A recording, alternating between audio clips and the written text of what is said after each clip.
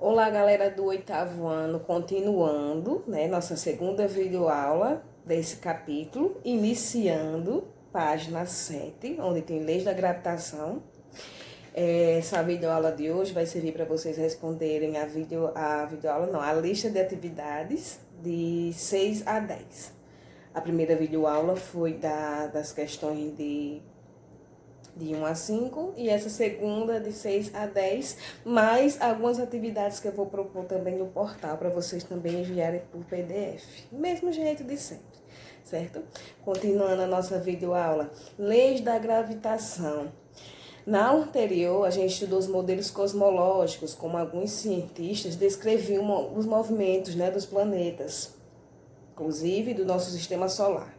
Naquele tempo, os estudos do movimento era mais baseado no nosso sistema solar, não era tão avançado como hoje em dia nós já sabemos que existem milhares e milhares de galáxias, né? E continuando, leis da gravitação, que envolve as leis de Kepler e a gravitação universal. São leis, gente, que serviram para ampliar os conhecimentos do movimento dos planetas, do cosmos. Principalmente no tempo dos gregos, né? Que foi onde surgiu as primeiras ideias, como é que os objetos caíam para o centro da Terra, como é que corpos celestes se movimentavam. Segundo os gregos, eles diziam que todo corpo ele busca o seu lugar natural. Por exemplo, se eu jogar aqui um objeto, ele vai tender a cair, porque ele está buscando o seu lugar natural, o seu lugar na natureza. Do mesmo jeito seria para corpos celestes, cometas, enfim. Para os gregos, tudo se movimentava porque buscava seu lugar natural. E com vários estudos, a gente notou que os objetos também se movimentam e caem graças à gravitação, certo? E quando a gente estudou esses movimentos, foi quando veio a formulação das leis de Kepler e da gravitação universal de Isaac Newton, que são as fundamentais. Vamos às leis de Kepler. São 3 leis. Leis de Kepler leva o nome do cientista que o formulou, Johannes Kepler, que foi um astrônomo, astrólogo, matemático alemão, né, que revolucionou aí a ciência, principalmente no século XVII. Ele pegou alguns estudos de Tycho Brahe, um cientista que também estudou muito astronomia, e formulou suas próprias leis e mais exatas. As 3 leis de Kepler. A primeira é a lei das órbitas, página 8. É a lei das órbitas. Eu vou ler do jeito que está aqui. Os planetas descrevem uma órbita elíptica e o Sol em um dos focos dessa elipse. Segundo Kepler, os planetas, por exemplo, giram em torno do Sol não em forma de círculo perfeito, e sim em uma elipse. O que é elipse? É como se fosse um círculo mais ovalado, como se fosse mais oval. Não totalmente oval, porque uma forma oval, vocês sabem, né? Um lado maior, menor. Mas é tipo assim, ó, como se fosse um círculo achatado. Isso é uma elipse. Tem aí no livro de vocês claramente a forma de uma elipse, mostrando aí como está na figura. E o Sol ocupando um dos focos. Se a trajetória, né, se a órbita do planeta é uma elipse e o Sol ocupa uma dos focos, quer dizer, ou ele está de um lado ou ele está do outro, certo? E o planeta girando ao redor dele. Vai chegar numa hora que, se o Sol está em um dos focos, um dos lados dessa elipse, o planeta vai estar mais próximo dele ou o planeta vai estar mais longe dele. Quando o planeta está próximo ao Sol, a gente diz que o planeta se encontra no periélio. Quando o planeta está mais afastado do Sol, a gente diz que o planeta se encontra no afélio. Então, a primeira lei de Kepler diz que os planetas giram em órbita em forma de elipses e o Sol ocupa um dos focos. Essa é a primeira lei formulada por Kepler.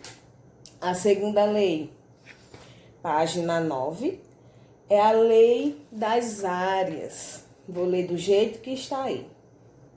O segmento da reta que une o Sol em determinado planeta cobre áreas iguais e intervalos iguais. Pessoal, dá para ver aí, ó, a órbita em forma de elipse e o Sol ocupando um dos focos. Ele poderia estar nesse foco, mas no livro ele está nesse foco. Na primeira lei eu disse que isso aqui, ó, quando o planeta está mais próximo do Sol, é o periélio. Quando ele está mais longe, é o afélio. Não é isso? Isso aqui é as áreas que o planeta descreve quando ele está passando próximo do Sol.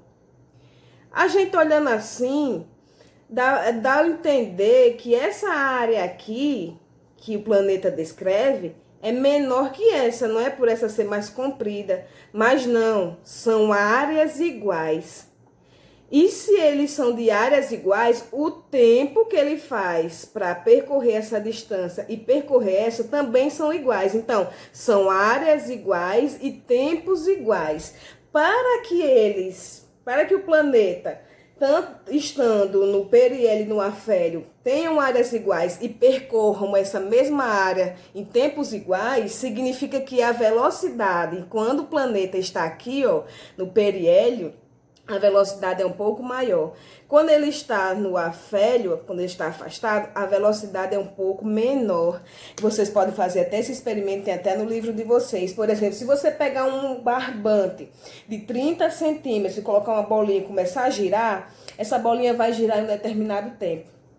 30 centímetros. Se você pegar esse mesmo barbante e diminuir pela metade, 15 centímetros e começar a girar, essa bolinha aumentou a velocidade ou diminuiu?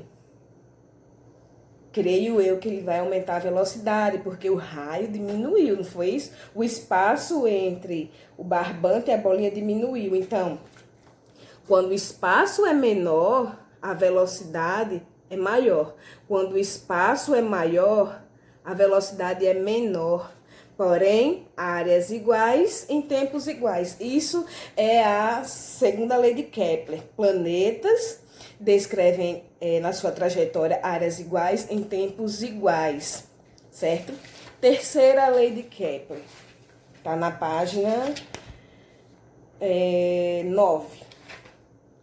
Tá na mesma página, né? Daqui dá 2, página 9. É a lei dos períodos. Diz que a razão entre o quadrado do período de translação de um planeta e o cubo do raio médio de sua órbita é igual para todos os planetas do sistema solar. Tem uma equaçãozinha aí que descreve essa terceira lei de Newton, certo? Tá aí mostrando, vou mostrar aí no vídeo. É essa equaçãozinha aí, ok?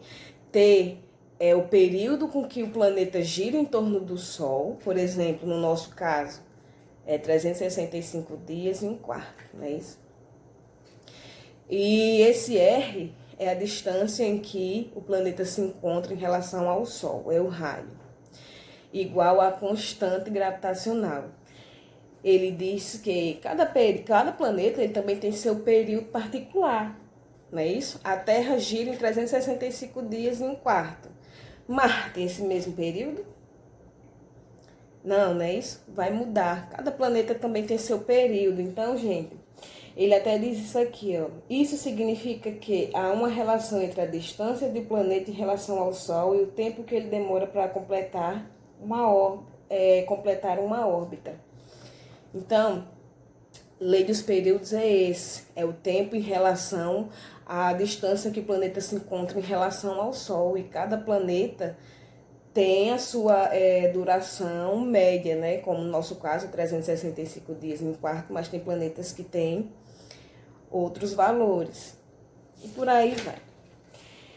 Quando eles se formularam, as leis de Kepler, veio uma das principais leis que regem, né, o movimento dos planetas, que é a lei da gravitação universal, dita por Isaac Newton. Segundo a lenda, dizem que ele estava debaixo de uma macieira quando viu uma maçã cair e se perguntou por que os objetos caem. Não é isso? A lei da gravitação universal, o nome já diz, é universal, serve para todo o universo. Ok? Segundo Newton, ele diz que corpos que contêm massa conseguem atrair outros corpos que também contêm massa. Para que exista A atração gravitacional tem que ter interação de 2 ou mais corpos, certo? E ele diz que corpos mais pesados atraem aqueles mais leves, ok?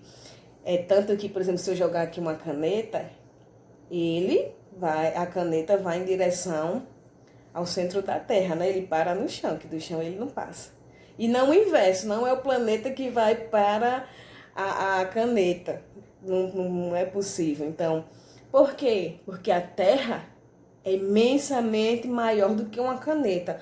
Corpos mais densos, mais pesados, têm tendência de atrair aqueles que são mais leves. Então, quanto maior a massa, maior a força gravitacional. Tem a ver com distância também? Tem a ver com distância. Deixa eu pegar aqui 2 objetos simples. Pronto. Eu tenho essa caixinha, né, de fones e uma tesourinha. Logicamente, essa caixinha aqui, ó, é mais densa que a tesourinha, é mais pesada. Então, quem atraía quem aqui? A caixinha atraía a tesoura. Não é isso? Então, quanto maior a massa, maior a força de atração. Mas tem a ver com distância. Quanto maior a distância de um e outro, menos será a força de atração, a força gravitacional. Então, gente, tem que ter uma distância significativa para um corpo atrair o outro. Se eles estão muito afastados, a força gravitacional não vai agir com mais facilidade. Então, lembrem, quanto maior a massa, maior a força gravitacional. Quanto maior for a distância, menor será essa força gravitacional, essa força que atrai corpos para aquele corpo mais pesado, aquele corpo mais denso. Por isso que, por exemplo, a Lua, ela só não sai de nós, não se desprende da órbita da Terra por causa da força gravitacional. A Terra é bem maior que a Lua, né? E a Lua fica lá girando. A Lua não chega a chocar na Terra, né? Porque existe outra força atuando aí, que vocês vão ver futuramente. Existe outra força atuando na Lua que faz com que ela não bata na Terra, não se choque. Porque segundo a lei da gravitação, o corpo mais pesado atrai o mais leve, não é isso? Então, pela lógica, é que a Lua se chocasse com a Terra. Mas isso não é possível. Eles estão constantes, a Lua está em movimento, né? Ao redor da Terra. E existe uma força... como é que diz? Uma força centrípeta, né? E outra tangencial, que é justamente a que puxa, que é da gravidade. Enfim, então a Lua, ela só não sai por aí, se desprende da órbita da Terra, graças à força gravitacional que faz com que ela fique pertinho de nós, né? Arrodeando aí. E existe outra força que vocês vão ver futuramente que faz com que ela não choque. Existem várias forças atuando aí. Enfim, essa foi a aula de hoje. Vou colocar do mesmo jeito o que vocês vão fazer para vocês me mandarem por PDF. Está bem simples também a matéria. Qualquer dúvida, estou aqui para tirar. Tchau, até mais.